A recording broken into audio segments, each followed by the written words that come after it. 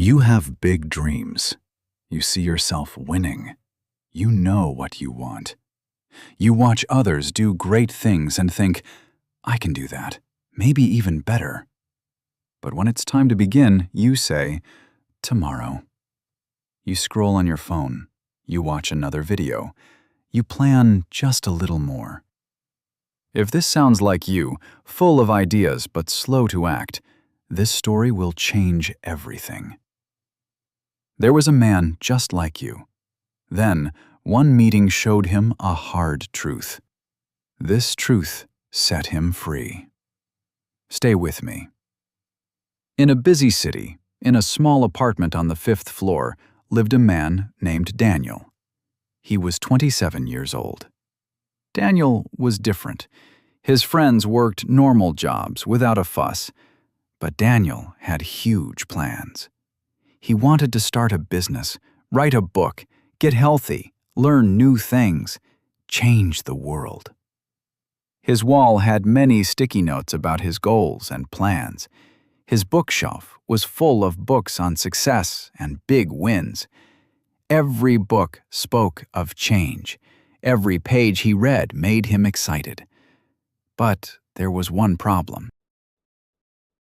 Daniel never started anything. He woke up each day with a fire in his heart. He would tell himself, today is the day. Today I begin. But by noon, the fire was just smoke. By evening, it was gone. I'll start the business next month, he would say, when I have more money. I'll write the book next year, he'd promise, when I have more time. I'll join the gym on Monday, he would decide, after I finish this show. His friends stopped asking about his plans. His family stopped believing his words. Even Daniel knew the truth, but he could not say it out loud. He was a dreamer who would never do.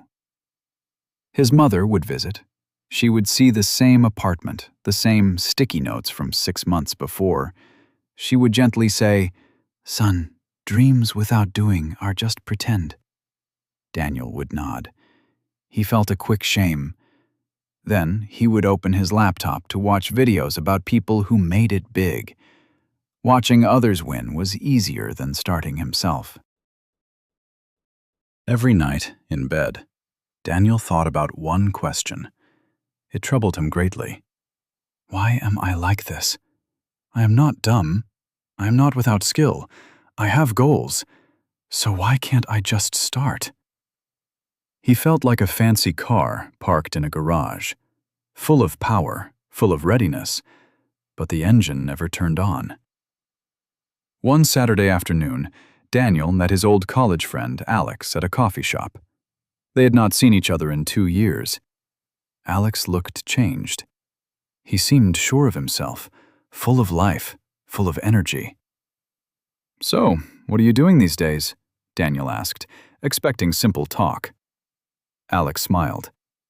"Remember that app idea I told you about in college? The one everyone said was silly?" Daniel nodded. He remembered.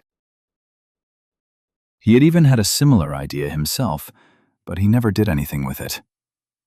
"I built it," Alex said. "It started 6 months ago. We just reached 50,000 users. I quit my job last month to work on it all the time."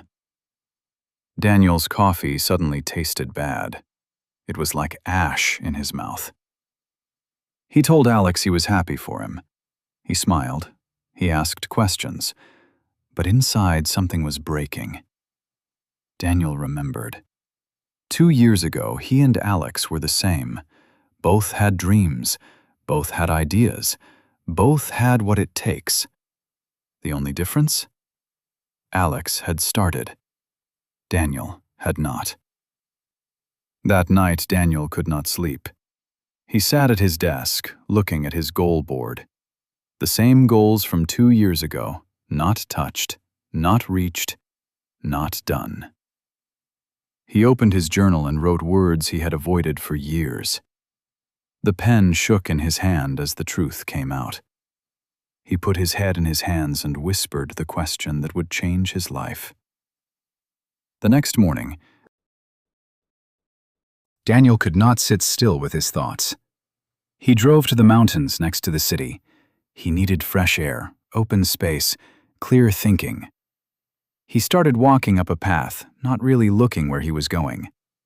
Then he saw an old man sitting on a rock, fixing his hiking boots. The man was likely over 70, but his eyes were bright and kind. The old man asked, pointing to Daniel's simple clothes and lack of gear. "I'm not really hiking," Daniel said. "Just walking, thinking." The old man smiled. "The best walks begin with thinking. I'm Robert. I've been climbing these mountains for 40 years. They talked, or rather, Robert asked questions, and Daniel, for some reason, answered truly. About his dreams, about doing nothing, about feeling trapped. Robert listened closely. He did not judge. Then he said something Daniel would always remember. "You see that faraway peak?" Robert pointed to a bright mountaintop. "It's beautiful, right? From here, it looks too hard to reach. Do you know what most people do?" Daniel shook his head, no. "They stand here, looking at it, talking about how great it would be to get to the top. They buy fancy boots. They watch videos of others climbing. They plan their way up. But they never take the first step on the path." Robert picked up his backpack. It was heavy, old, full of gear. Now, here's what they don't get. This backpack, it feels heavy for the first mile. It's tough. You sweat. You doubt yourself. You want to go back to your car. But do you know what happens if you take that hard first step, then another, and another? The impossible peak starts getting closer. Not because it moved, but because you did. Robert looked straight into Daniel's eyes. __quote _26 __. Daniel felt like an open book. Robert laughed. He stood up, putting his heavy pack on his back. Robert began walking up the path. Then he turned back. Daniel looked at the path. It was steep. He was not ready. He had no hiking boots. Every excuse came to his mind. Then he remembered Alex, the vision board, the 2 wasted years. He took one step onto the path, then another. Daniel said. Robert smiled. The first 10 minutes were very hard. Daniel's legs burned, his lungs hurt. Doubt filled his mind. "I cannot do this. I should go back. I am not a hiker."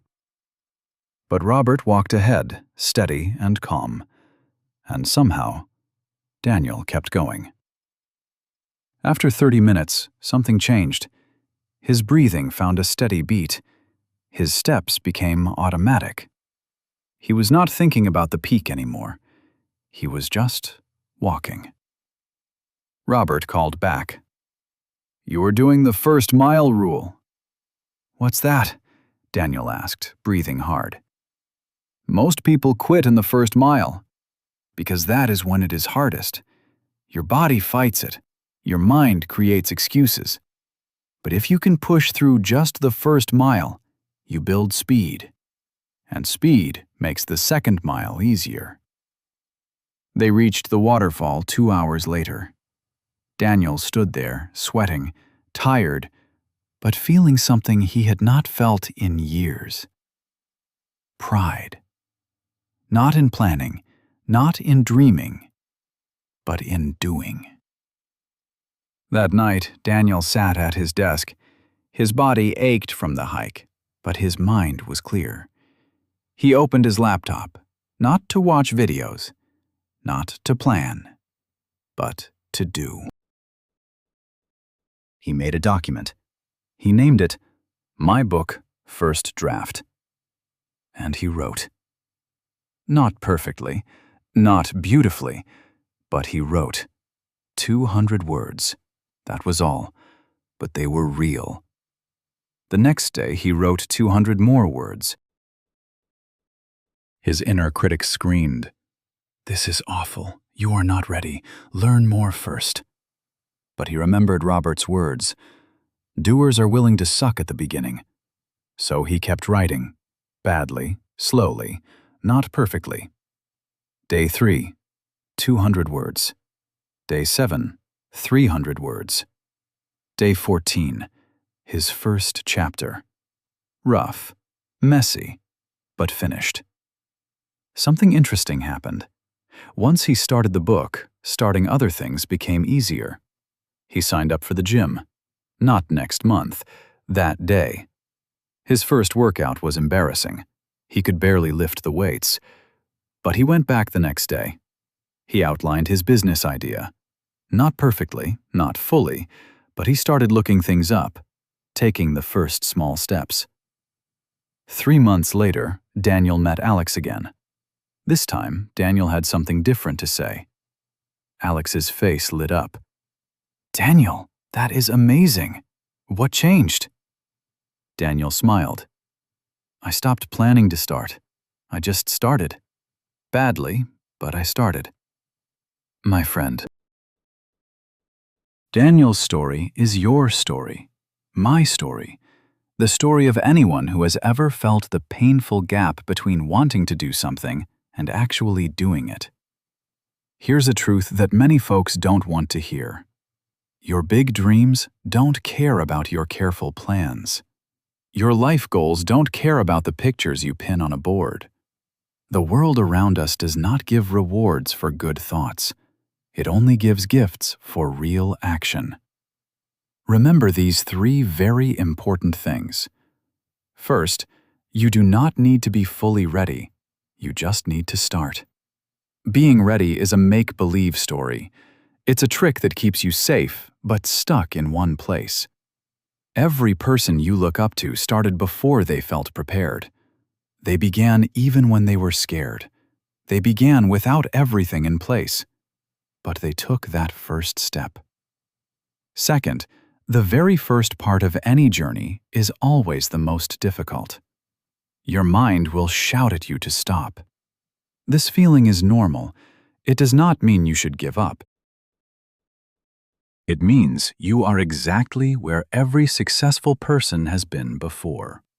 Push past that first hard step, and soon, moving forward will become easier. Third, being bad at something when you start is not losing. It's just the small fee you pay to begin. You are not meant to be great on day 1. Being perfect is not the aim. Getting better is the real goal. Doing something, even badly, is always better than not doing anything at all. So here is what I want you to do right now. Stop looking at this video and go do something. Do anything that moves you closer to your biggest dream. Do it now. Not tomorrow, not next week, not when you feel completely ready. Open a blank paper on your computer. Send an email you've been putting off. Make a phone call you dread. Do 1 push-up. Write 1 single sentence. Take 1 small step. It does not matter if it's tiny. It does not matter if it's not perfect. What truly matters is that you stop just dreaming and start doing. Because here is the real secret. You're not trying to achieve great things, but are lazy. No. You want to achieve great things, but you are scared. And the only way to beat that fear is to act. The moment you take that first step, even if it's very small, even if it's messy, you become a new kind of person. You become someone who takes action. And once you are someone who acts, everything in your world changes. If this story helped you start moving, please give this video a like and share it with someone who is just stuck in the planning stage. Tell me in the comments right now, what is the one thing you are doing today? Not tomorrow, today. I will try to answer as many of you as I can, and if you want more stories that make you act instead of just thinking, subscribe and turn on the bell for updates. I will be back with another story soon. Until then, remember Robert's wise words. The only real difference between those who dream and those who do is just one step. Take it now.